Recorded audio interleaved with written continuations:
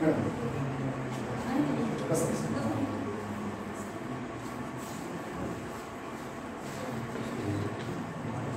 जगत के, हिंदी साहित्य के और विश्व हिंदी आयोजन की एक महत्वपूर्ण मान्यवर हमारे महाविद्यालय में आज उपस्थित है। संतोष भीमराव पाटिल वरिष्ठ महाविद्यालय के हिंदी विभाग के प्राध्यापक डॉक्टर भगवान आदटराव सर यहाँ पे उपस्थित है। सबसे पहले मैं उनका शब्द सुनने से यहाँ पर स्वागत करता हूँ। उनके साथ उन्हीं के कॉलेज के ग्रंथपाल विनायक गढ़वी सर यहाँ पे उपस्थित है। उनका भी मैं हृदयपूर्वक यहाँ पर स्वागत करता हूँ। हमारे महाविद्यालय के प्रधानाचार्य डॉक्टर प्रशांत चौधरी सर की उपस्थिति में जो कार्यक्रम होने जा रहा है, सर जी का भी मैं यहाँ पर स्वागत करता हूँ। हमारे महाविद्यालय के हिंदी विभाग प्रमुख डॉक्टर विनोद कुमार वाइचर सर, इनका भी यहाँ पर मैं स्वागत करता हूँ। विद्यार्थी मित्रों, 15 अगस्त का दिन आ रहा है। आने वाला 15 अगस्त का दिन हमारे भारतीय स्वाधीनता संग्राम के दृष्टि से, भारतीय स्वाधीनता के दृष्टि से अमृत महोत्सव के रूप में संपूर्ण भारतवर्ष में मनाया जा रहा है। इस अवसर पर देश के विभिन्न महाविद्यालयों में अलग अलग प्रकार के कार्यक्रम और उपक्रम आयोजित किए जा रहे हैं। इसी निमित्त हम अपने महाविद्यालय में आज से व्याख्यानमाला का आयोजन कर रहे हैं। आज हिंदी विभाग की ओर से हमारे महाविद्यालय में व्याख्यान का आयोजन है। कल हमारे ही महाविद्यालय के अंग्रेजी विभाग की ओर से व्याख्यान होने वाला है और परसों के दिन मराठी विभाग की ओर से व्याख्यान का आयोजन किया जाने वाला है। इन तीनों व्याख्यानों का उद्देश्य केवल इतना ही है कि पूरे भारतवर्ष में जिस अमृत महोत्सव को मनाने की कोशिश हो रही है,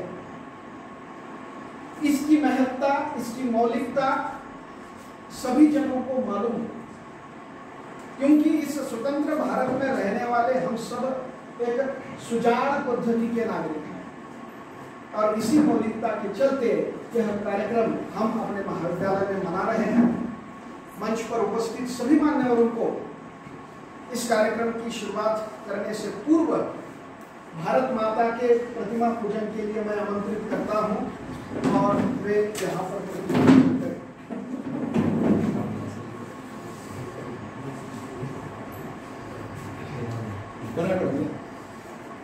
अंग्रेजी में वाक्य वैसे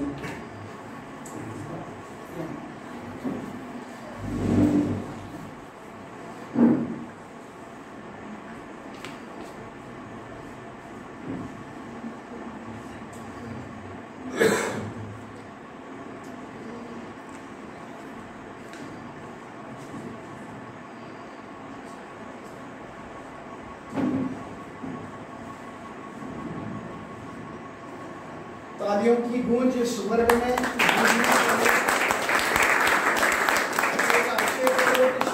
हम करने जा रहे हैं। एक बहुत ही अच्छा व्याख्यान, अच्छे विचार मित्रों आज आप सभी को सुनने को मिलने वाले हैं। जोशी सर आप आइए।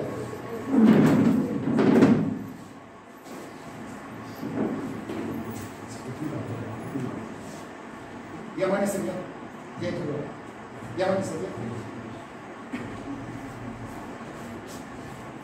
अगर कुछ सोच तो ये पास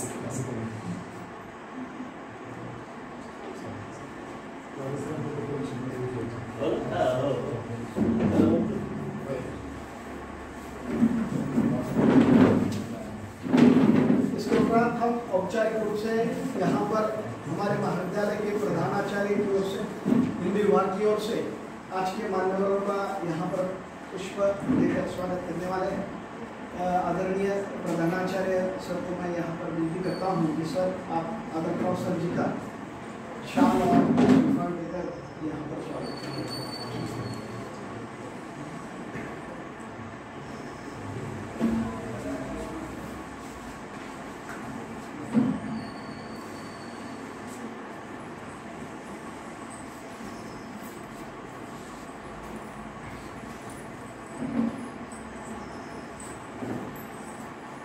तानिया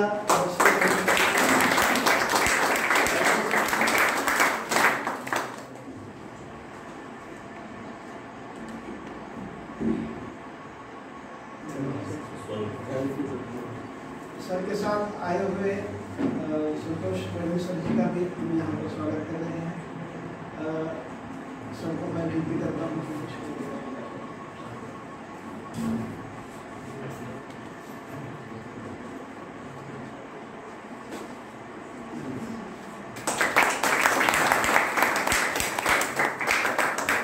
आदरणीय प्रधानाचार्य डॉक्टर प्रशांत चौधरी सर जी का स्वागत हम हिंदी विभाग की ओर से कर रहे हैं। मैं डॉक्टर विनोद कुमार वाइचर से विनती करता हूँ कि आप उनका पुष्प देकर स्वागत करें।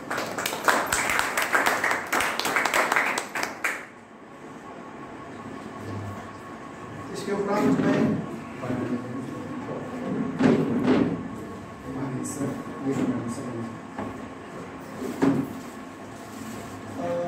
आदरणीय विनोद कुमार जी से मैं विनती करता हूँ कि अंग्रेज विभाग इतिहास विभाग के जो प्राध्यापक यहाँ उपस्थित है उनका भी आप पुष्प देकर स्वागत कीजिए।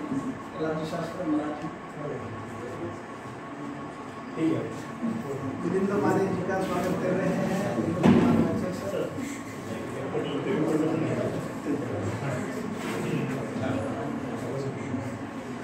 जोशी सर मेरी दीदी के एग्जाम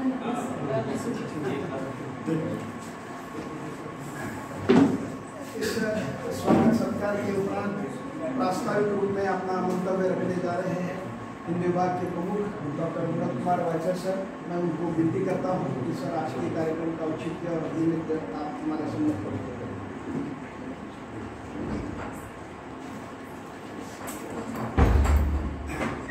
मानस भवन में आर्य जी जिसके उतारे आरती, भगवान भारतवर्ष में गूंजे हमारी भारती, गूंजे हमारी भारती।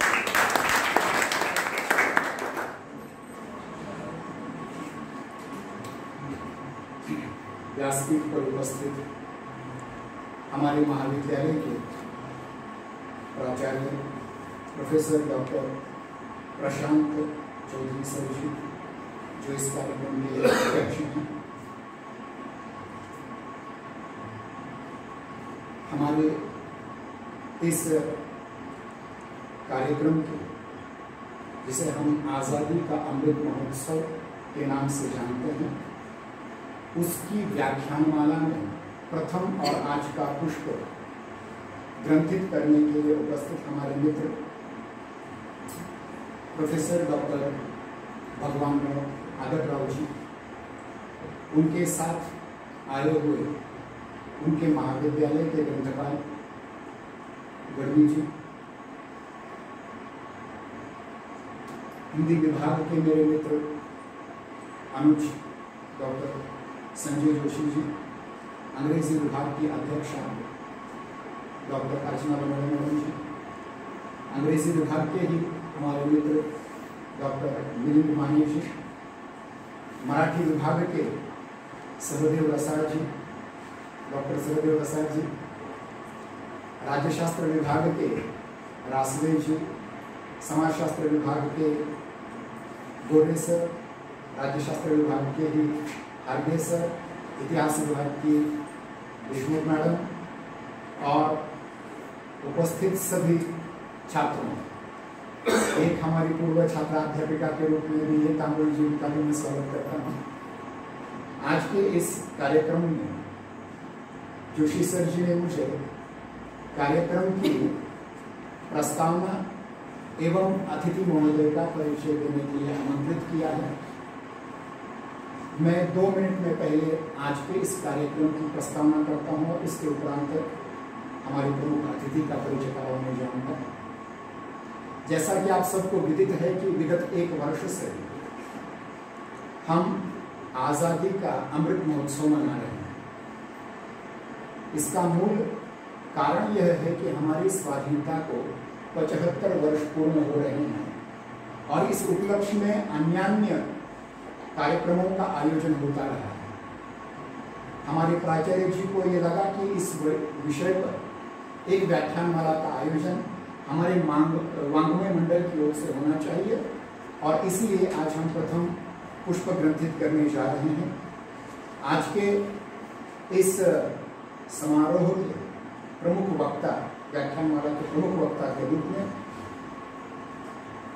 प्राध्यापक डॉक्टर भगवान अगटराव जी हमें यहाँ प्राप्त हुए हैं। वे संप्रति संतोष भीमराव पाटिल कला विज्ञान एवं वाणिज्य महाविद्यालय मंद्रुप दक्षिण सोलापुर जिला सोलापुर से हैं, कार्यरत हैं। वहाँ आप शैक्षिक एवं सांस्कृतिक रूप से सुसमृद्ध व्यक्तित्व हैं।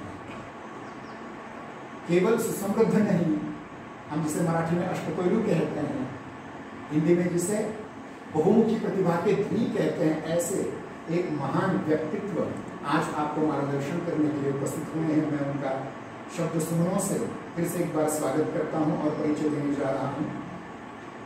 आपने शिवाजी विश्वविद्यालय कोल्हापुर से विद्यावाचस्पति उपाधि प्राप्त की है और आपका विषय संत कबीर एवं महात्मा ज्योतिबा फुले जी के साहित्य का तुलनात्मक अध्ययन। और आपके गुरुवर्य, जो हमारे भी गुरुवर्य हैं, डॉक्टर इरेश स्वामी जी जो इस महाविद्यालय में 2 बार पधार चुके हैं, उनके नेतृत्व में आपने, उनके मार्गदर्शकत्व में आपने शिवाजी विश्वविद्यालय से विद्यावाचस्पति उपाधि प्राप्त की है, जिसको PhD कहा जाता है। आप संप्रति पुण्यश्लोक अहिल्याबाई होलकर विश्वविद्यालय सोलापुर में शोध निर्देशक के रूप में भी कार्यरत हैं। आपने संगमेश्वर महाविद्यालय एवं वालचंद महाविद्यालय सोलापुर में स्नातकोत्तर परास्नातक कक्षाओं का अध्यापन भी किया है। आपके राष्ट्रीय और अंतर्राष्ट्रीय स्तर पर लगभग 30 शोधालेख प्रकाशित हुए हैं। आपने 3 पुस्तकें लिखी हैं, संपादित की हैं, जिनमें भाषा विज्ञान एवं हिंदी भाषा, सूचना प्रौद्योगिकी, जिसको इंफॉर्मेशन टेक्नोलॉजी कहा जाता है, सूचना प्रौद्योगिकी एवं हिंदी भाषा, तथा सबसे महत्वपूर्ण पुस्तक सत्य शोधक महात्मा ज्योतिराव फुले जी साहित्य और विचार।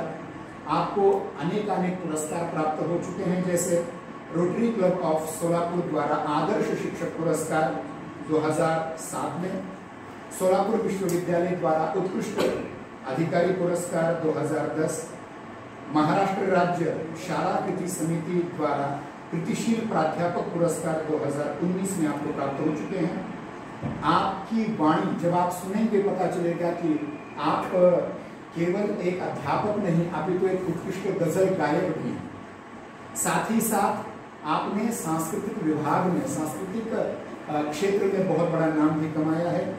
अनेक संगोष्ठियों का आयोजन आपने किया है, जिसमें अखिल भारतीय मराठी गजल सम्मेलन, मराठी गजल लेखन एवं गायन कार्यशाला, हिंदी पखवाड़ा जो सितंबर महीने में होता है, उनका भी अनेक बार आयोजन किया है। पाठ्यक्रम कार्यशालाओं का भी आयोजन किया है। एक ऐसे व्यक्तित्व से हम यहाँ परिचित हो रहे हैं। आप सांस्कृतिक क्षेत्र में आपका अतुलनीय योगदान है। अनेक विश्वविद्यालयों में जो युवाओं की अलग अलग प्रतियोगिताएं होती हैं, उन प्रतियोगिताओं का परीक्षण करने का कार्य आपको अनेक बार प्राप्त हो चुका है। अनेक स्थानों पर आपने प्रमुख अतिथि के रूप में व्याख्यान किया हुआ है, व्याख्यान दे भी रहे हैं संप्रति, और बहुत से कार्य आप कर रहे हैं। तो ये शायद इतना परिचय काफ़ी होगा। मैं केवल इतना बताना चाहता हूँ कि हिंदी विभाग की ओर से आपका तहे दिल से हम स्वागत कर रहे हैं। 31 जुलाई को हमने प्रेमचंद जयंती एक राष्ट्रीय संगठन लेकर के मनाई, और आप जानते हैं कि कल जिनकी पंक्तियां मैंने आपके सम्मुख रखी आरंभ में, राष्ट्रकवि नरसिंह जी की जयंती कल थी, और आज हिंदी साहित्य के सबसे बड़े जगमगाते नक्षत्र गोस्वामी तुलसीदास जी की भी जयंती है। तो इस उपलक्ष्य में बहुत सारे प्रसंग या योग बनकर के आए हैं। और मराठी में कहावत है, साधु संत एक ही घरात क्वचित रहे। तो संतों के जयंती के उपलक्ष्य में संत नुमा व्यक्तित्व, संत तुल्य व्यक्तित्व हमें उपलब्ध हो चुका है। साथ ही साथ कुछ बातें और भी यहाँ आवश्यक कहना चाहता हूँ कि हमारे महाविद्यालय में 2016 में स्वामी विवेकानंद जी की विचारधारा का भारतीय साहित्य पर प्रभाव, इस विषय पर एक राष्ट्रीय संगोष्ठी की थी। उसके उपरांत विगत 2 वर्षों से हम 10 जनवरी को अंतर्राष्ट्रीय वेबगोष्ठी ले रहे हैं। अभी हमने पूना महाविद्यालय पुणे के और हमारे संयुक्त तत्वावधान में राष्ट्रीय वेबिनार का आयोजन भी किया है। तो एक सक्रिय हिंदी विभाग की ओर से एक सक्रिय हिंदी अध्यापक का फिर से एक बार स्वागत करके मैं अपने वचनों को विराम देता हूँ और अगले सूत्र मेरे अनुज डॉक्टर संजय जोशी जी को सौंप देता हूँ। धन्यवाद। उत्तम पद्धति से विनोद कुमार जी ने सर जी का यहाँ पर परिचय दिया है। यह परिचय और इनके विचारों की व्यापकता सुनने के लिए आप लगाई थे। मैं बीच में वक्त न लेते हुए आज के वक्ता को यहाँ पर मंच पर आमंत्रित करने जा रहा हूँ। आदरणीय भगवान खटक। धन्यवाद सर। इस महाविद्यालय के कर्णधार प्राचार्य डॉक्टर चौधरी सर, इस महाविद्यालय से लगभग 2010 से मैं जुड़ा हुआ हूँ। इससे पहले 2-3 बार इस महाविद्यालय में वक्तृत्व स्पर्धा, वाद विवाद स्पर्धा के परीक्षक के रूप में आने का सौभाग्य प्राप्त हुआ। तो तब से माने सर और दोनों हिंदी विभाग के जो हमारे मित्र हैं, पिछले 10-15 वर्षों से उनसे एक मैत्री, और शायद इसीलिए वह प्रेम था कि अतिथि परिचय का एक अच्छा खासा भाषण जो है वो विनोद कुमार जी ने आपके सम्मुख प्रस्तुत किया।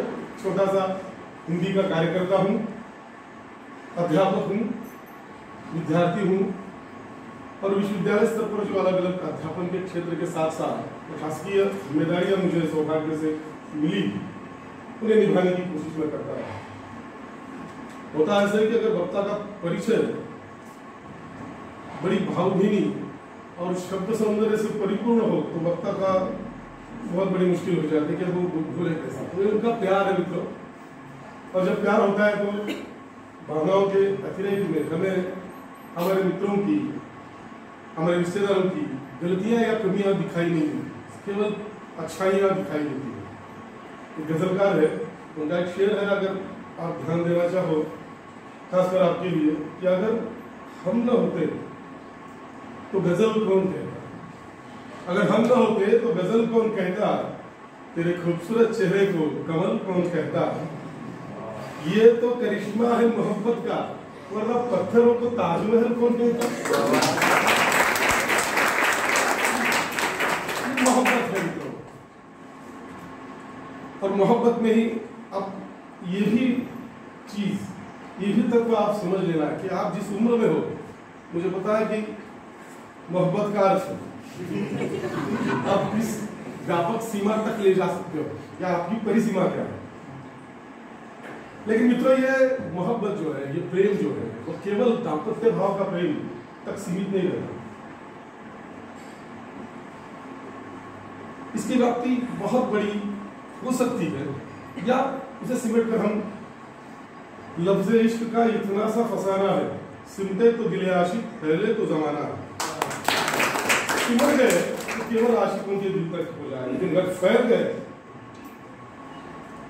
ये विश्वची माझी घर म्हणणारी आमची भारतीय संस्कृती, वसुदेव कुटुंबकची संस्कृती, ज्ञानेश्वरांनी पसाराला मागितली, जो जे लाभो प्राणी जात। हाँ, प्राणी जात मुझे संपूर्ण विश्व के प्राणियों की हित की बात, भले की बात कहने वाले हमारे महाराष्ट्र और इस देश की भूमि है, समाज सुधारकों की भूमि है। तो हमारे मन में इस उम्र में ही या इस उम्र से ही इस शब्द की व्याख्या जो है वो बढ़ानी आगे आनी चाहिए। ये क्यों आनी चाहिए? जिस विषय को लेकर अब हम आधा पौन घंटा जो बातचीत हम लोग करेंगे, वह विषय है देश प्रेम।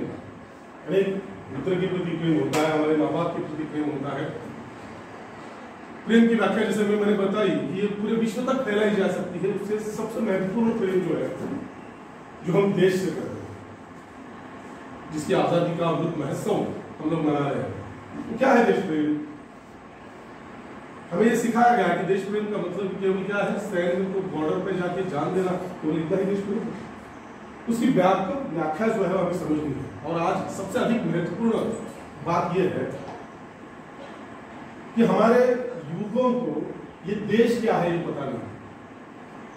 हमारे आने वाले सौभाग्य से या दुर्भाग्य से कहिए कि विश्व में हम सबसे ज्यादा युवाओं की संख्या वाला देश है।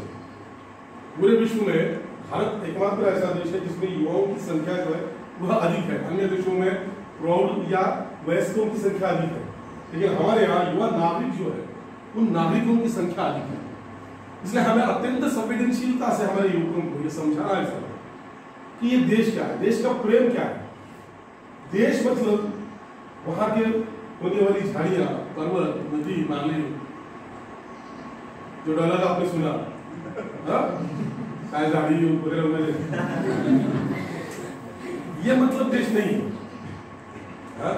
देश सड़कों से नहीं बनता, देश बनता है वहां पर रहने वाले नागरिकों से, वहां पर रहने वाले लोगों से, वहां पर बसने वाली संस्कृतियों से, वहां के लोगों के आचार विचार से, वहां देश के रहन सहन से, पोशाक से।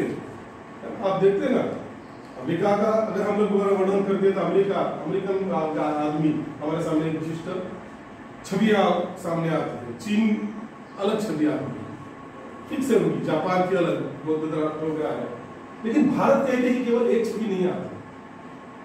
इसका कारण है कि ये विविधताओं वाला देश है, जिसकी परंपराओं का हमें अभिमान है।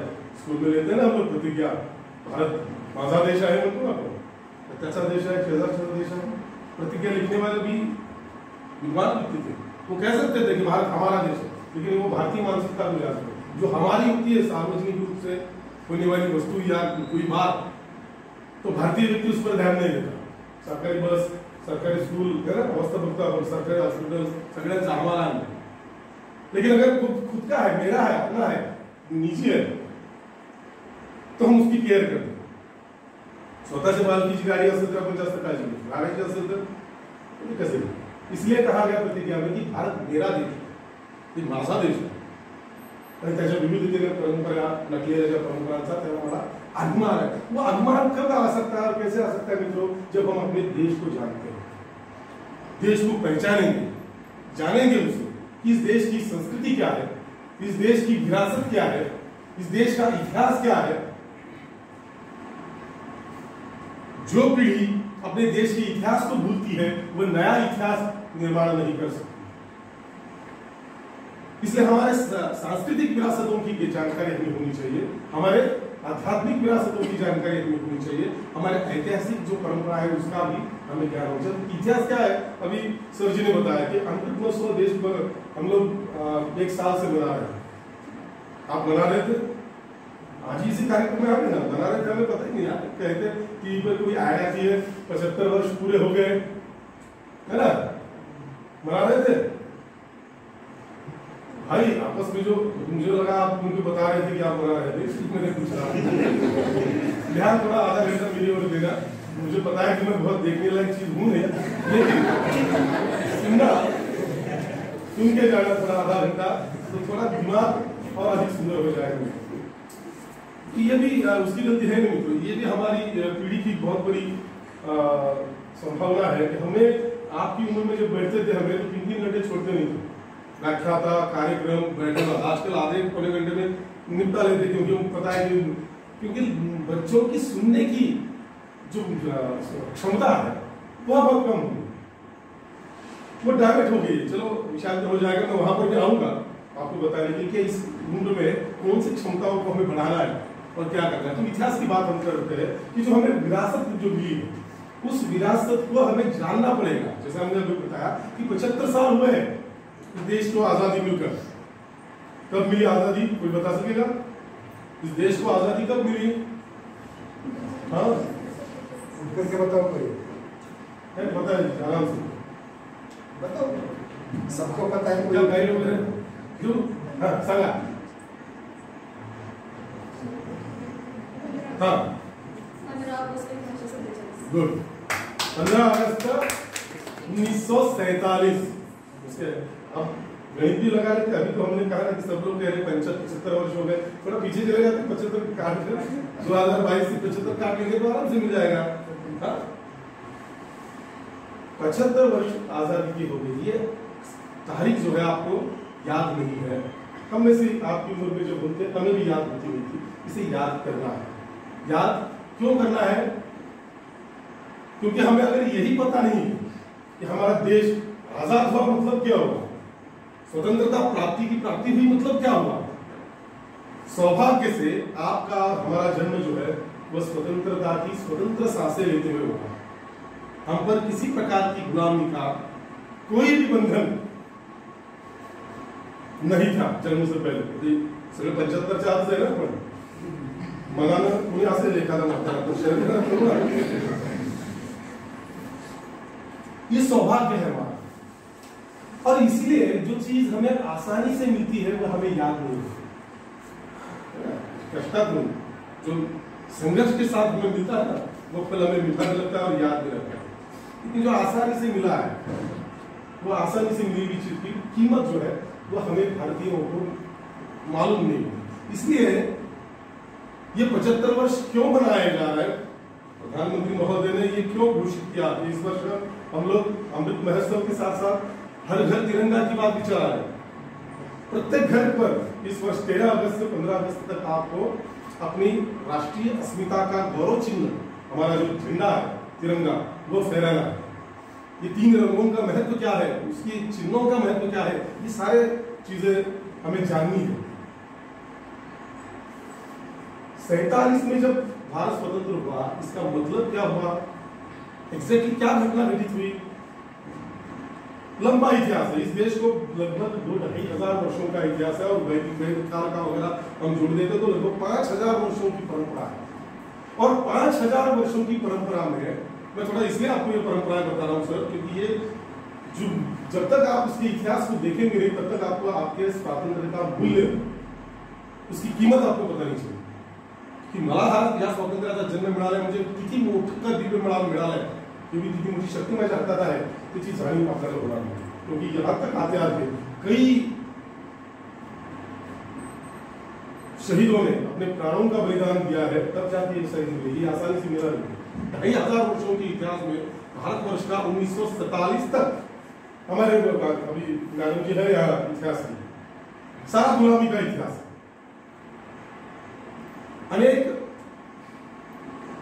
बाहर के लोग, फ्रेंच, डच, पुर्तगाल, मुगल, ये सारे लोग यहाँ आए, उनका राज्य यहाँ पर चलाया और इस देश को लूटकर वो वापस चले गए। केवल मुगल यहाँ पर रहे, वो इस देश का हिस्सा बने, ये बात अलग है।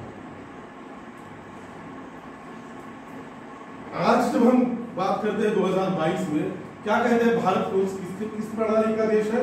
कुठलं तंत्र आहे आपल्याकडे? भारत कुठली शाही आपण म्हणतो? लोकशाही, है ना?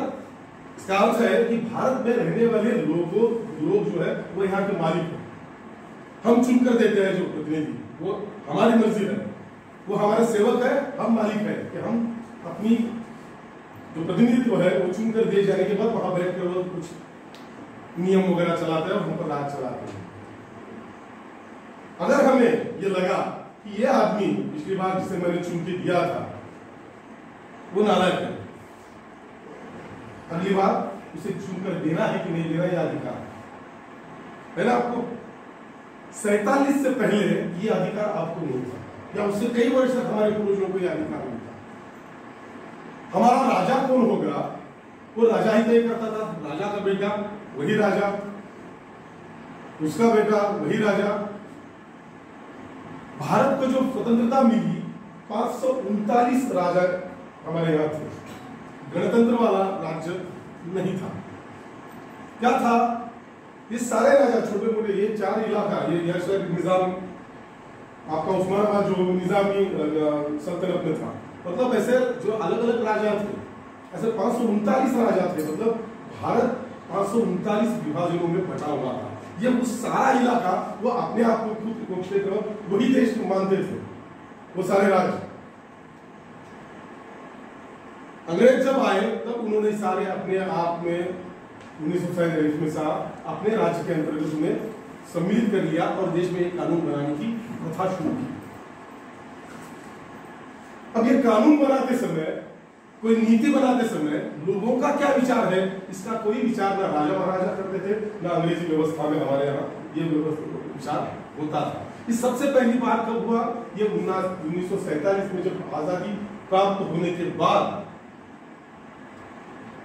इस देश का संविधान लिखा गया।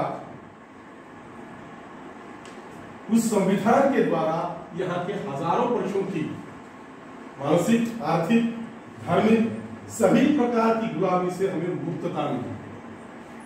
संविधान ने एक महत्वपूर्ण अधिकार हमें दिया, मतदान का। 18 वर्ष आप सबके पूर्ण हो गए ना, आप अपना मत दे सकते हो। प्रजातंत्र की जननी कही जाने वाली इंग्लैंड और अमेरिका की तुलना करें हम भारत के साथ, वहां भी कुछ मूल्य प्रारंभ से ही नहीं थे। क्या मूल्य है? एक वोट, एक मत, एक मूल्य। आपका भी मत एक ही गिना जाएगा और धीरू भाई अंबानी का भी एक ही गिना जाएगा, पुरुष का भी एक ही गिना जाएगा, स्त्री का भी एक ही गिना जाएगा। ये जो मतलब की समान मूल्यता जो है वह पाश्चात्य राष्ट्रों में भी नहीं थी। स्त्रियों के लिए इंग्लैंड में आंदोलन करने पड़े। सबसे पहले उनके पास जब प्रजातंत्र शुरू हुआ तो उनको स्त्रियों के लिए मतदान का अधिकार नहीं था। वो कई वर्षों के बाद, संघर्ष के बाद उनको वह प्राप्त करना पड़ा।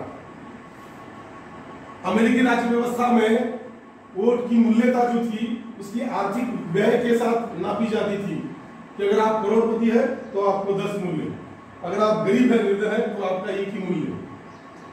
मतदान का अधिकार भी आपकी आय की रकम देखकर, उत्पन्न आपका कितना है यह देखकर उसको मतदान का अधिकार दिया जाता था। अगर कम उत्पन्न आपका है तो वो नहीं मिलता था।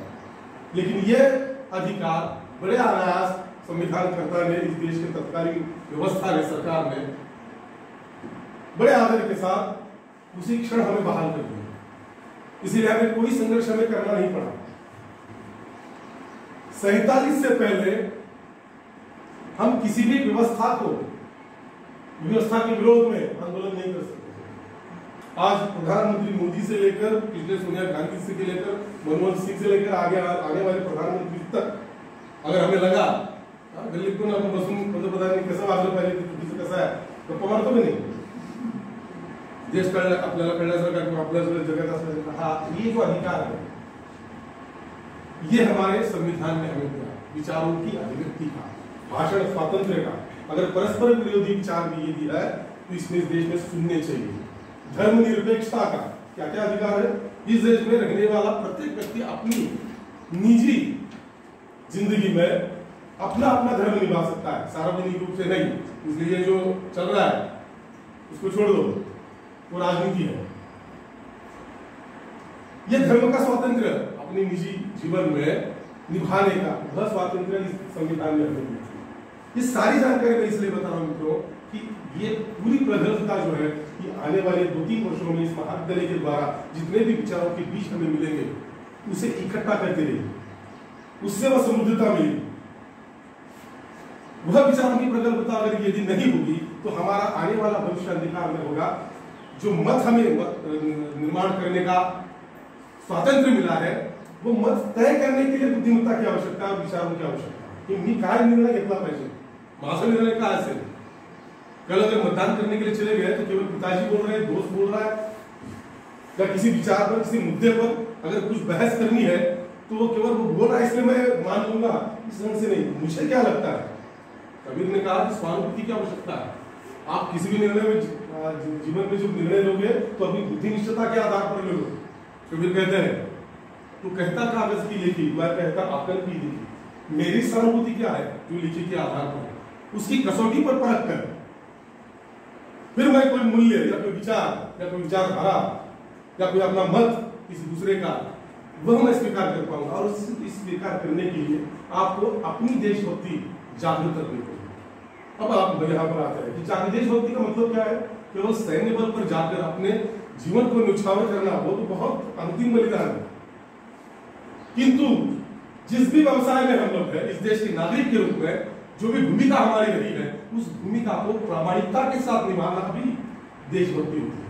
राजनीति का अगर है तो वह प्रामाणिकता से राजनीति करे, कोई उद्योग व्यवसाय करने वाला है तो वो प्रामाणिकता के साथ देश के साथ गद्दारी नहीं करते हुए व्यवसाय करे, वो भी उसकी देशभक्ति हो सकती है। टैक्स वगैरह चुराते हुए अपने देश को पे करता है, वो भी देशभक्ति है। तो आप और हम हैं, पढ़ाना, बच्चों के साथ वार्तालाप करना, विचारों का आदान प्रदान करना, ये हमारा धर्म है, पेशा है। ये अगर प्रामाणिकता के साथ निभाते हैं तो हम भी अपनी देशभक्ति का एक छोटा सा हिस्सा निभाते हैं। और आप यदि विद्यार्थी हैं तो आप भी अपना धर्म जो है प्रामाणिकता से निभाना चाहिए। क्या होता है विद्यार्थी का धर्म? विद्यार्थी का मतलब विद्या अधिक अर्थी अर्जन करने वाला, विद्या पालन नहीं, ज्ञान वाली, मां सरस्वती वाली वह विद्या, अर्थात ज्ञान का अर्जन करने वाला, ये आपका नामाभिधान है। आप विद्यार्थी कहते हैं ना कि विद्यार्थी आहे म्हणजे काय आहे? मी ज्ञान अर्जित करण्याच्या प्रोसेस मध्ये आहे, उस प्रक्रिया में मैं हूं। तो उस प्रक्रिया में आप कितनी प्रामाणिकता के साथ ज्ञान का अर्जन करते हैं, ये आप पर निर्भर है। अब दुर्भाग्य से आपके 2 वर्ष जो है वो बड़े मजे में बीते, सब ऑनलाइन था, 4 लोग साथ में बैठ गए, मोबाइल एक हो गया, ट्रांसफर करो। हम लोग साहचर्य में बहुत बड़ा विश्वास रखते हैं और परीक्षा कालावधि में तो एक दूसरे की बिना हमारा काम चलता ही नहीं। तो उसके द्वारा जो मिलते हैं वो क्या मिलते हैं? आपको मार्क्स मिलते हैं, वो ज्ञान नहीं मिलता। ठीक है ना? आप कितने भी बड़ी मार्क्स ले लो, उसका और ज्ञान का संबंध अलग है।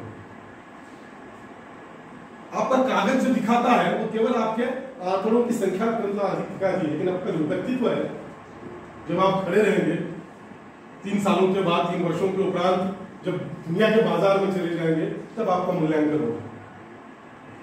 मराठी खूप कठोर शब्द आहे, लायकी करते समाज चुकला की आता काय नाही, आता काय म्हणणार, शिकतोय प्रोग्राम हे नंतर मास्टरने तुला हे शिकवलं का कॉलेजमध्ये? अर्थात सीखने की प्रक्रिया जो है, अभी भी समाज ये मानता है कि हमारे स्कूल और महाविद्यालयों में शिक्षा दी जाती है। हम अंकों के पीछे भागे या ज्ञान के पीछे? आंकड़ों की बोझिलता जो है हमें लगती है परीक्षा के द्वारा, ये डिग्री क्या है जरूर बढ़ती है। अगर आप अपना व्यक्तित्व साबित नहीं कर पाएंगे समाज में, तो आपकी डिग्री आपको बोझ लगने लगी।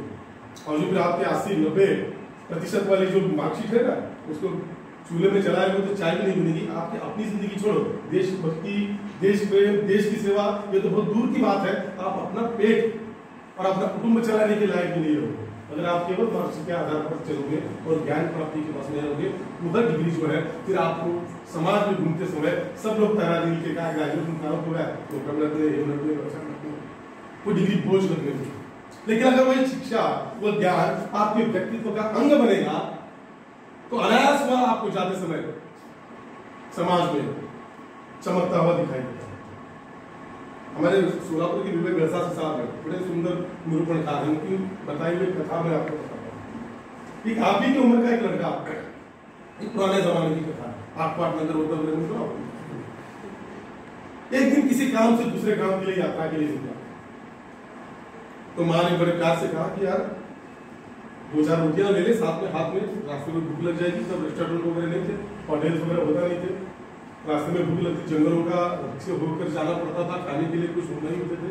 तो पुराने जमाने में बैलगाड़ी के साथ या चलते हुए यात्रा करनी पड़ती थी, तो साथ में कुछ खाने के लिए दिया जाता था। जैसे आपको भी अभी महाविद्यालय में आते समय माँ दी थी ना डिब्बा, ले जा बेटा क्या भूख लगेगी, लेकिन हमें अरे कुछ समय होटल में खा होता अच्छा नहीं लगता। उस लड़के को ऐसे ही लगा था कि वजन घेऊन जाऊंगी नको, लेकिन माँ ने जबरदस्ती की तो उसने साथ में ले ली और चलता रहा। सुबह 9-10 बजे निकला, दोपहर के 12-1 बजे तक धूप में निकलता हुआ। जब वो निकला तो आते समय 2-3 घंटे वो यही विचार करता रहा कि यार माँ ने ये क्यों बोझ मेरे हाथ में दे दिया, खामखा हाथ में पकड़ कर निकला हूँ। आसानी से अगर हाथ खुले होते तो सहजता के साथ में चल पड़ता था। तो माँ को कोसता हुआ जा रहा था कि ये बोझ मुझे क्यों दिया, माँ ने थमा दिया। लेकिन 12-1 बजे जो बज गए, दोपहर का समय हो गया, तो उसके पेट में थोड़ी सी हलचल हो गई। ऐसा सोचने लगा कि कुछ भूख नाम की चीज जो है वो होने लगी। तो उसने कहा चलो यार थोड़ी भूख लगने लगी है, कहीं बैठकर खाना खा लेते। तो कोई पेट देख लिया, पानी की व्यवस्था देख ली और आराम से वो जो रोटियां दी हुई थी वो बैठकर खाया उसने। वहां बाजू के इसमें से पानी पिया और फिर से एक बार वो अकेला सफर तय करने के लिए निकल गया। 15-20 मिनट चलने के बाद उसको एक मुद्दा ध्यान में आया कि आज सुबह जब मैं घर से निकला था और 10-12 बजे तक मैं एक बात को लेकर माँ को सोचता रहता था कि ये क्यों बोझ मेरे हाथ में दे दिया। ये बोझ वाली रोटियां जो है उसका बोझ अब मुझे नहीं लग रहा। ये क्यों नहीं लग रहा? क्योंकि वो रोटियां उसने खाई हुई थी। अब वह रोटियां उसके व्यक्तित्व का हिस्सा बन चुकी थी, इसलिए वह उन रोटियों का बोझ, रोटियां तो उसने कहीं फेंकी नहीं थी, वो उसके साथ ही थी। लेकिन अब उसका बोझ नहीं बल्कि उसका आनंद दे रही थी उन रोटियों का उसके व्यक्तित्व को। मेरे मित्रों, शिक्षा भी ऐसे ही होती है। आप डिग्री का कागज हाथ में लेकर फिरोगे वो बोझ लगने लगता है। जब वह ज्ञान, वह डिग्री BA, BCom, BSc की जो भी है वो जब आपके व्यक्तित्व के अंदर उतर जाएगी तो ज्ञान के तेज की आभा जो है आपके चेहरे से चमकने लगेगी। आप जब बोलने लग जाएंगे तभी लोग समझ जाएंगे कि ये ग्रेजुएट है या गंवार है या 5वीं फेल है या ये PG किया हुआ लड़का है, ये PhD बना हुआ लड़का है। ये सारी चीजें जो है आपके रहन सहन, आचार विचार, बोलचाल, आपकी विचारधारा, ये सब कुछ जो है वह आपके ज्ञान के माध्यम से झलकने लगेगा। तब आपको किसी के पास नौकरी मांगने की जाने की जरूरत नहीं होगी। तो खुद लोग आपके पीछे आएंगे कि हमारे साथ जुड़े रहो ताकि हमारा भी कुछ उन्नति हो जाए। इस प्रकार की संधि जो है वह 3 वर्षों में होती है। देशभक्ति के प्रति, अपनी देश के प्रति अपनी जिम्मेदारी को निभाने की प्रामाणिक प्रयत्न आपका जो होगा वो इन 3-4 वर्षों में आपको इस संधियां मिलेगी। अन्य कालखंड में इन संधियों का अभाव रहेगा। तो इन 3 वर्षों में जितना भी ज्ञान आपको समेटना है, इन गुलाबों से जितनी खुशबू आपको खींचनी है, उसका आस्वाद करना है। हर व्यक्ति अलग, हर शिक्षक अलग प्रकार का एक फूल होता है। उसकी विचारधारा, उसकी बात करने का ढंग, उसकी सोचने की प्रक्रिया, उसका पहरा और सबसे हमें उनको सीखने की संधियां होती है, सीखने को मिलता है। यदि हम प्रामाणिकता के साथ हम प्रयत्न करें तो निश्चित रूप से आजाद भारत का आजाद युवक जो है वह युवक इस देश की देशभक्ति को निभाने की ताकत उसमें आ जाएगी। अन्यथा मैंने कहा कि अगर युवा कमजोर रहेंगे तो हमारा देश ताकतवर बलशाली नहीं बन सकता, वह भी कमजोर रहेगा। और बड़े संपन्न, विद्वान और महिमामयी युवाओं की परंपरा हमें मिली है मित्रों। विवेकानंद की परंपरा का देश का हमारा। ज्ञानेश्वर जी ने जब क्या लिखा, ज्ञानेश्वरी, मराठी ज्ञानेश्वरी, ज्ञानेश्वरी जब लिखी उम्र कितनी थी? 16। आपकी 19, 18-19। 23 मार्च 1931 को शहीद आजम भगत सिंह को जब फांसी दी गई, उम्र कितनी थी? 23 वर्ष, 23 वर्ष से 11 जानेवारी 1936 सोलापूर तुमच्या शेजारी 4 हुतात्म्यांचे शहर आहे माझं। उसमें से अब्दुल रसूल कुर्बान हुसैन पत्रकार थे, गजनफर नाम का वर्तमान पत्र चलाते थे। देशभक्ति में फांसी हो गई उनको। उम्र कितनी थी? 19 साल। आपल्याला असं वाटतं की मी 19 वर्षाचा 20 वर्षाचा म्हणजे मला काय, आपल्याला सवय झालेली आहे। लोक सांगतात लहान आहे, त्याला काय अक्कल। संविधान इस देश का ऐसा मानता है कि आपको अगर 18 वर्ष की आयु आपने पूरी कर ली है तो आपकी प्रगल्भता जो है, बौद्धिक विचारों का विकास जो है वो हो चुका है। इसलिए आप सही और गलत का निर्णय कर सकते हैं। इसलिए वह अधिकार आपको दिया गया है कि आप अपना निर्णय खुद लें। बस हम यही गलती कर बैठते हैं कि हमें अधिकार तो मिले हैं लेकिन अधिकारों को निभाने की सक्षमता जो है वो हम तक नहीं पहुंची। मैंने एक उदाहरण बताया कि ये कितने बड़े उदाहरण है। शहीद भगत सिंह को जब फांसी हुई उसके 4 दिन पहले एक किस्सा बताता हूँ आपको कि क्यों महान हुए। आप ही के हमारी उम्र के ये लड़के, उसके 4 दिन पहले उनके भाई कुलतार सिंह की एक चिट्ठी उनको मिली थी कि हम जो है यहाँ से आप भाग सकते हैं। फांसी 4 दिन बाद होने वाली है, लेकिन हमने पलायन की पूरी व्यवस्था कर दी है, तो आप चाहो तो इस जेल से निकल कर भाग सकते हो और अपने फांसी से बच सकते हो। भगत सिंह ने उत्तर दिया कि अगर मैं आज भागूंगा तो इस देश में आने वाले दिनों में जो सैकड़ों भगत सिंह पैदा होने वाले हैं उनकी हत्या मैं करूंगा, वो मर जाएंगे।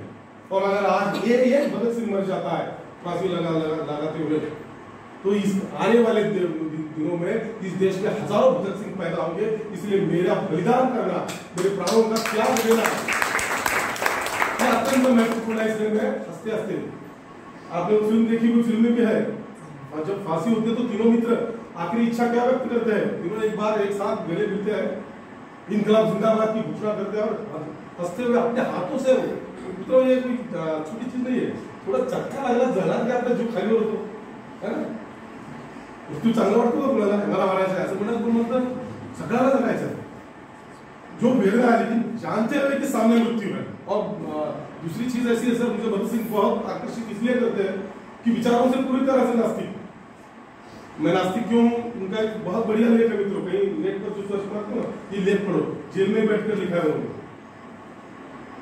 अन्य हमारे साथी क्रांतिकारक जो थे उनको एक आशा थी कि मैं पुनर्जन्म में विश्वास रखने वाला हूँ, मैं अगर देश को बलिदान करता हूँ तो अगले जन्म में मुझे कुछ मिलेगा। लेकिन भगत सिंह को वो भी आशा नहीं थी। उन्होंने वो स्पष्ट लिखा है कि जिस क्षण मृत्यु आपके गले में फांसी का बंधा आ जाएगा, उसी क्षण मेरा आखिरी क्षण होगा, उसके बाद कुछ नहीं, उसके पीछे कुछ नहीं। वास्तववादी विचारधारा के समर्थक थे भगत सिंह, मतलब कोई प्रलोभन में नहीं, मानसिकता या वैचारिकता का। ऐसे महान शहीदों की, युवकों की परंपरा है हमारा। विवेकानंद जी, स्वामी विवेकानंद जी का किस्सा आपने सुना है ना, जिन्हें इस देश से धर्म परिषद के तक जाने तक विरोध का और संघर्ष का सामना करना पड़ा। अमेरिका में जो विश्व धर्म परिषद हुई, उस परिषद में वो भारत के हिंदू धर्म का प्रतिनिधित्व करते हुए निकल गए। संस्कार और संस्कृति कैसी होती है, ज्ञान कैसे चमकता है, वो पूरे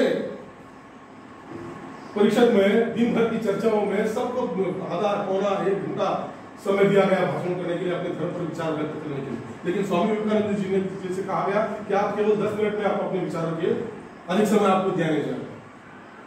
वही सब उन्होंने 10 मिनट का समय लिया और स्टेज पर चले गए, और my brothers and sisters of America, ये उनका वाक्य, उस पर 15 मिनट तालियां बजी। क्या थी वो संस्कृति का फर्क, क्यों बजी तालियां? जो सारे परिषद के लोग आ रहे थे वो कह रहे थे कि लेडीज एंड जेंटलमैन, लेकिन आत्मा का, संस्कृति का फर्क देखिए।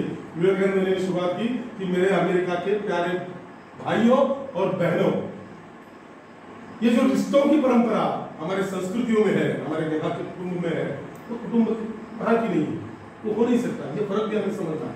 इसलिए रिश्तों में देखो, हमारे यहाँ काका, बाबा, अत्या, काऊ, काकू सब है, वहां मामा, काका, अंकल, ये काय शब्द आमच्याकडे आते भाऊ आहे, मामे भाऊ आहे, तिथं कझन ब्रदर, कझन सिस्टर, म्हणजे जमला। क्योंकि इन रिश्तों को निभाने की बारीकियां जो है वो भारत में है, इसलिए सारे शब्द मिलते हैं हमारे यहाँ, वहां नहीं मिलते। ये संस्कृति का अध्ययन है। हम युवा, ऐसे कई युवाओं का देश है। मैंने विवेकानंद जी का उदाहरण, भगत सिंह का उदाहरण आपको इसलिए दिया कि इन युवाओं को देखो, इन युवाओं से हमारा देश बना है, ये विचारधाराओं का देश है। लात मारी तिथं पाणी काढी अशी युवा पिढीचा आमचा देश आहे, पण आता उलट झालंय, लात मारी तिथं पाय म्हणून दिन अशी अवस्था आमच्या ती बदलायची। वैचारिक दृष्टि से सक्षम पीढ़ी का निर्माण जिस दिन हम करेंगे, तभी हमारा हम ये आजादी का अमृत महोत्सव जो है, या अब्दुल कलाम जी ने जो हमारा सपना देखा कि भारत विश्व का, और हमारे प्रधानमंत्री जी भी ने ये घोषणा की है कि हम भारत के विश्व गुरु बनेंगे। कैसे बनेंगे? अकेले मोदी के सक्षम बनने से बनेंगे? उनके पीछे चलने वाली जनता, आप और हम, इस देश का हर नागरिक जो है, वह उतना सक्षम जब जिस दिन बनेगा, उस दिन हम सक्षम विश्व गुरु के रूप में प्रख्यात होंगे। और हमारे यहाँ आदर्शों की कमी बिल्कुल नहीं है। मैं परिवर्तनवादी आंदोलन में काम करने वाला कार्यकर्ता हूँ, इसलिए मेरे जीवन में डॉक्टर बाबा साहब अम्बेडकर का स्थान, जैसे सर ने बताया कि महात्मा फुले, ये जो विचारधारा है, इनके जो कार्य है उनको पढ़ो। महात्मा फुले जी ने जब लड़कियों के लिए स्कूल खोला, हम सब जानते हैं, उससे पहले लड़कियों के लिए स्कूल नहीं था, वो विवाद देखिए क्या थे उम्र उनकी, मात्र 22 साल। महात्मा फुले फक्त 22 वर्षाचे होते जेव्हा त्यांनी पुण्यामध्ये भिडेवाड्यामध्ये मुलींसाठी शाळा सुरू केली। क्या वैचारिक प्रगल्भता आहे, करोडपती इंसान, पुण्याचं खडकवासला धरण पहिल्यांदा बांधलंय, शेठजी करोडपती होते, धीरूभाई अंबानी होते तेव्हाचे, लेकिन पूरी संपत्ति सारे समाज के प्रति अर्पित करते। बड़ी परंपरा है हमारे यहाँ। डॉक्टर बाबा साहब अम्बेडकर विद्यार्थी अवस्था में 21 घंटे की पढ़ाई करते थे, 21 तास, आधा तास तो बच्चा काट में मिलते, 24 घंटे होते हैं हम सबके पास। लेकिन जो टेक्स्ट बुक दिया है, हम दुर्भाग्य से ये आप ही नहीं, हमारे महाविद्यालय में भी यही होता है, महाराष्ट्र महाविद्यालय में भी यही है कि बच्चों को हम कहते हैं कि यार संदर्भ ग्रंथ पढ़ो, ये पुस्तक लेकर आओ क्लास में, खासकर हम भाषा विषय जो पढ़ाते हैं तो हाथ में किताब नहीं लेकर ही कविता या पाठ भी समझाना पड़ता है। लेकिन हमारे बच्चे कैसे आते हैं कक्षा में, जैसे थिएटर में आते हो, हमारा पुस्तक उठा रहे लाइब्रेरी बोलना पड़ता है। पुस्तक के प्रति कितना प्यार, खुद को रहने के लिए घर नहीं था बाबा साहब अम्बेडकर के पास, मुंबई में राजगृह के रूप में पुस्तकों के लिए घर बनाया, आज भी है। प्रचंड वाला इंसान, पुस्तकों के प्रति प्रेम कितना होता है। आजकल ये प्रेम हमें ये सीखना है कि पढ़ाई से डरते हैं हम लोग, टेक्स्ट बुक नहीं, हमारा शॉर्टकट का जमाना आ गया। ये जो पहले गाइड होते थे, नवनीत आ गए, आप क्या है इतनी छोटी छोटी बच्चे होते हैं, ऑब्जेक्ट विद्या सर बस चलो, बाकी काय नको, जेला म्हणजे दिक्कत नको, पास डिस्क्रिप्टिव नको, कोई आता है आंदोलन करता है, डिस्क्रिप्टिव नको सर, हमें ऑनलाइन चाहिए, पूरी उसके पीछे भागती है। किसी ने आंदोलन किया ना, क्या कोई हिंदुस्तानी बाबा कौन तो है, पागल आदमी। बच्चों को ज्ञान देकर उसकी कसौटी परखना, ये अच्छी प्रक्रिया हमारे यहाँ है, तो आप ये गलत प्रक्रिया क्यों मान रहे हो।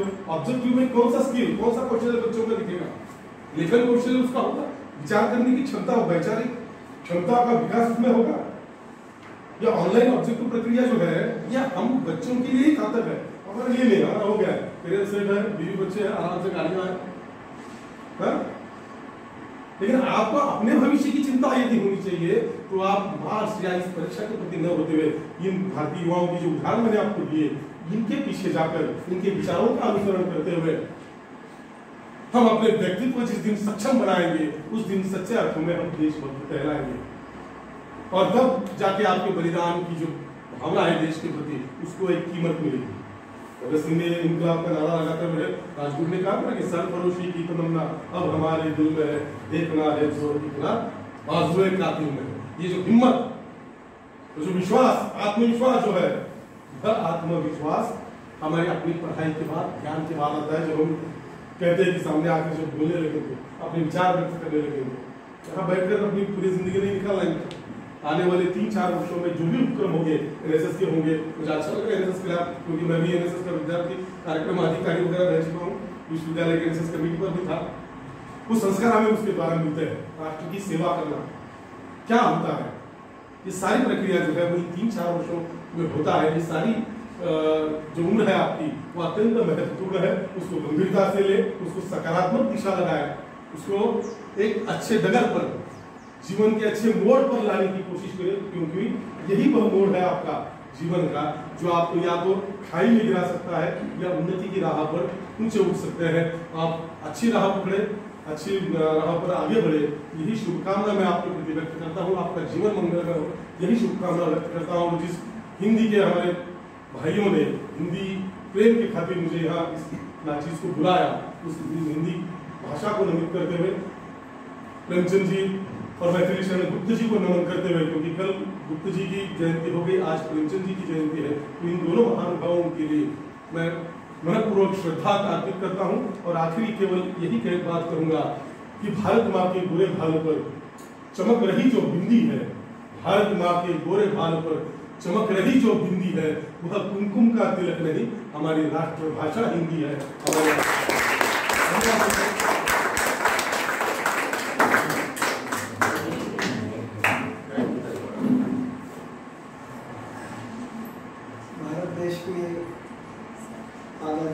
अमृत महोत्सव और इस अमृत महोत्सव के उपलक्ष्य में आयोजित जो व्याख्यान यहाँ पर प्रस्तुत हुआ है, उत्तम पद्धति से सर ने विचार अपने रखे हैं।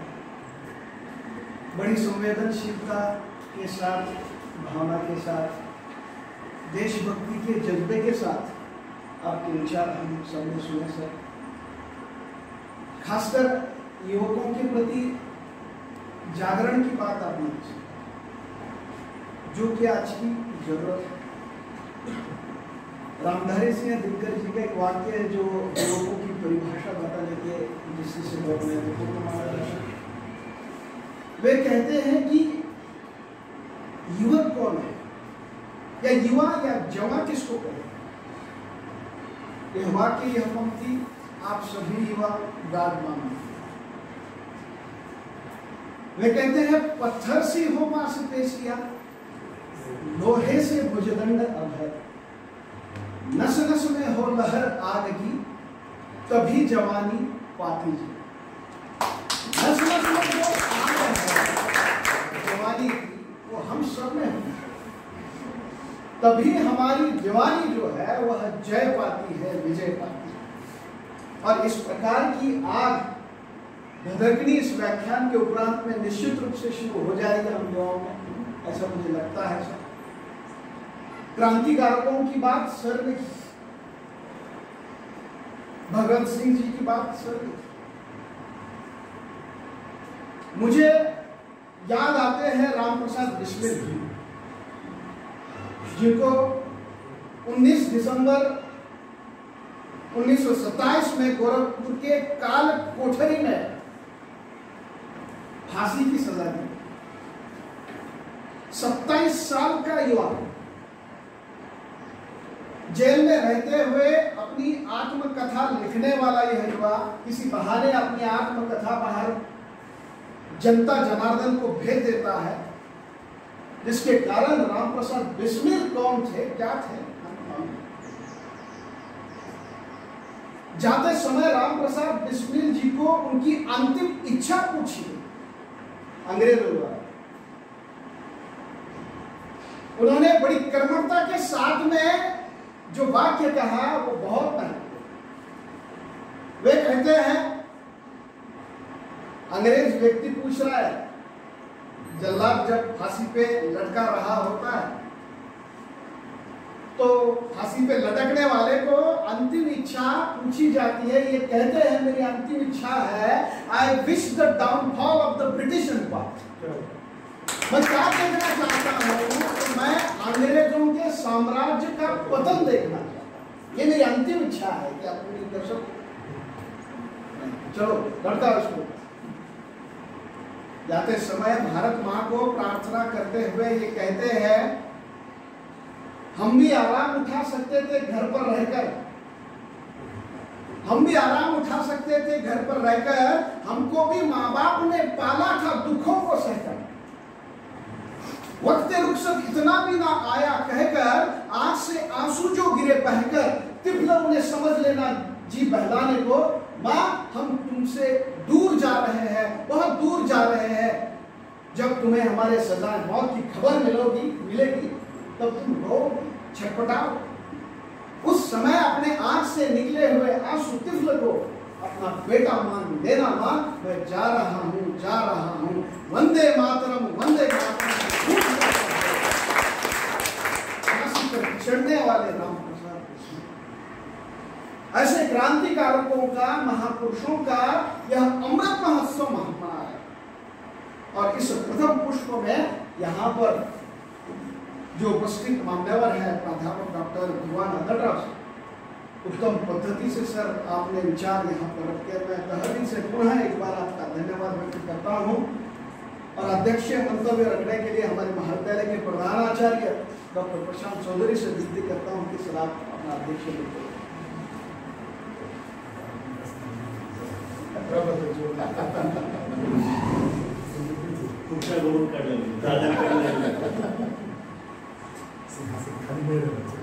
आजच्या या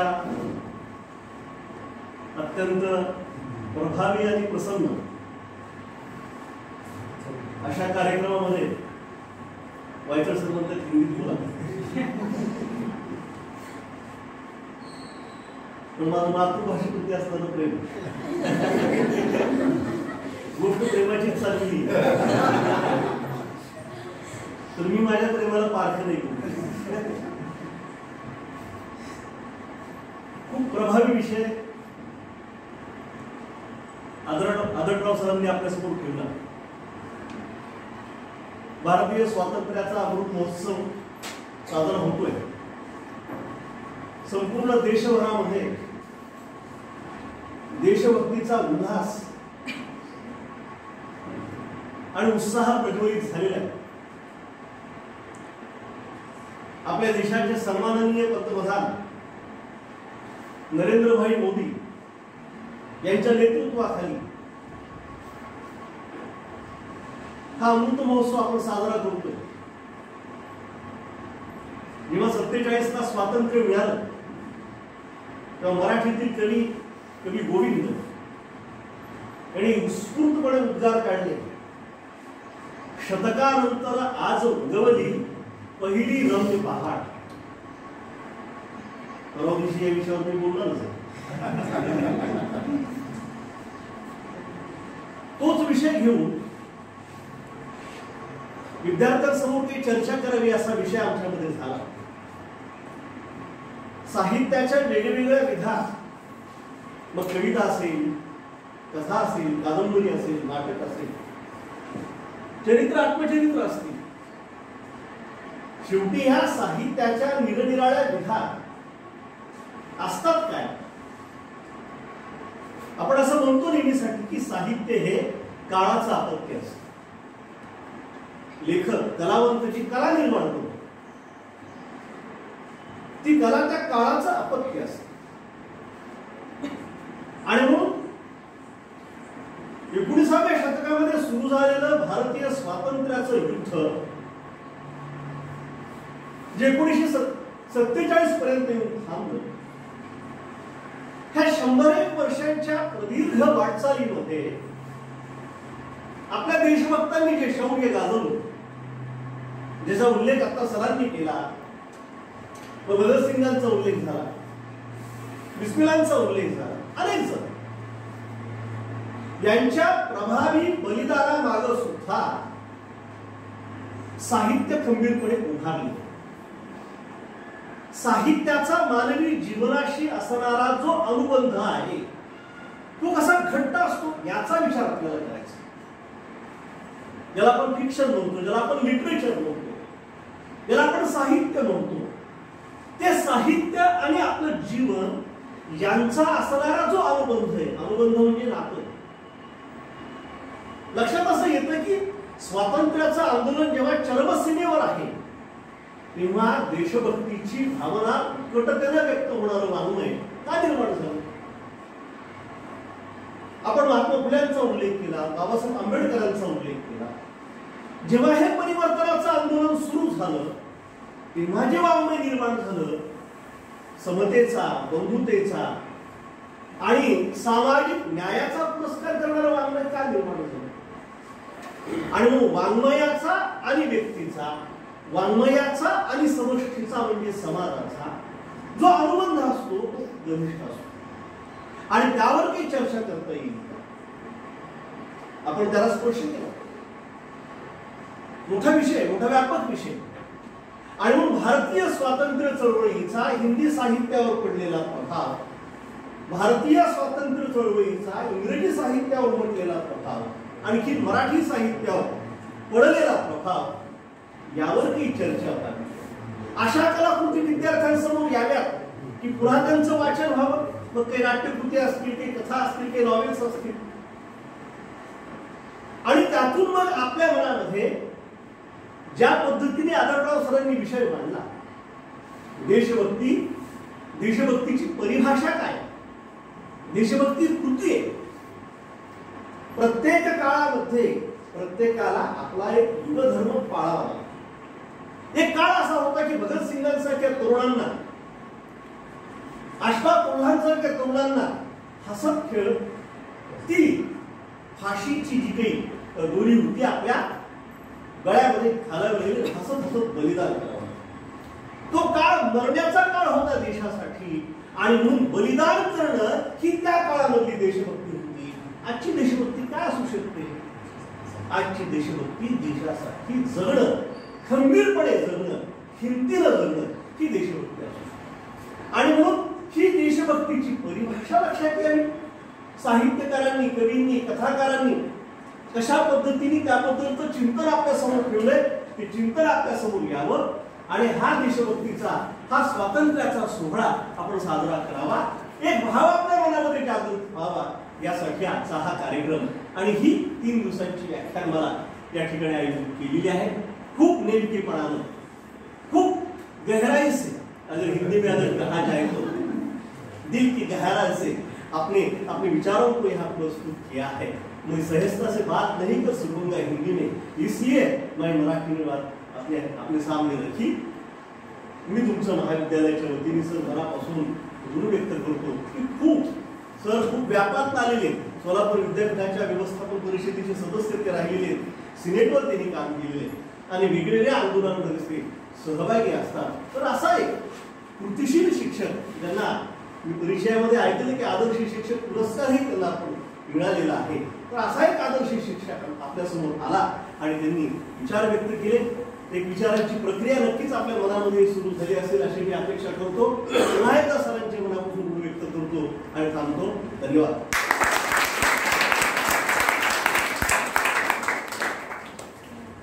धन्यवाद सर अध्यक्षीय मंतव्य के लिए. आदरणीय सर की प्रेरणा से और मार्गदर्शन से जो हम अपने महाविद्यालय में हमेशा से कार्यक्रम का आयोजन करते रहे, यह भी उन्हीं के विचारों की एक महत्वपूर्ण बात थी जो आपके सामने फिर से मैं सबका यहाँ पर धन्यवाद व्यक्त करता हूँ. उन्होंने अपने विचार यहाँ पर रखे. आज के इस व्याख्यान के समापन की ओर हम जा रहे हैं. आदरणीय प्राध्यापक डॉक्टर भगवान अजगराव सर यहाँ पर हमारे महाविद्यालय में उपस्थित रहे. मैं हृदयपूर्वक उनका धन्यवाद यहाँ पर व्यक्त करता हूँ. उनके साथ उपस्थित उन्हीं के महाविद्यालय के प्राध्यापक विनायक सर वो भी यहाँ पर आए, उनका भी मैं धन्यवाद व्यक्त करता हूँ. आदरणीय प्रधानाचार्य हमारे हिंदी विभाग के प्रमुख डॉक्टर विनोद कुमार वाइट्सल सर, आंग्ल भाषा के दोनों आदरणीय प्राध्यापक डॉक्टर अर्चना बनाए मैडम, आदरणीय प्राध्यापक डॉक्टर मिलिंद माने, आदरणीय मैडम, प्रोफेसर प्राध्यापक अशोक गोरे और आप सभी विद्यार्थी जो कल के एक महत्वपूर्ण जागरण करता है, आप सभी ने अच्छी तरह से व्याख्यान सुना. आप सभी का मैं धन्यवाद व्यक्त करता हूँ. और समापन के लिए बसायदा सामूहिक रूप से कर रहे हैं. आप जोड़कर सभी के बसायदा के लिए तैयार शुरू करें.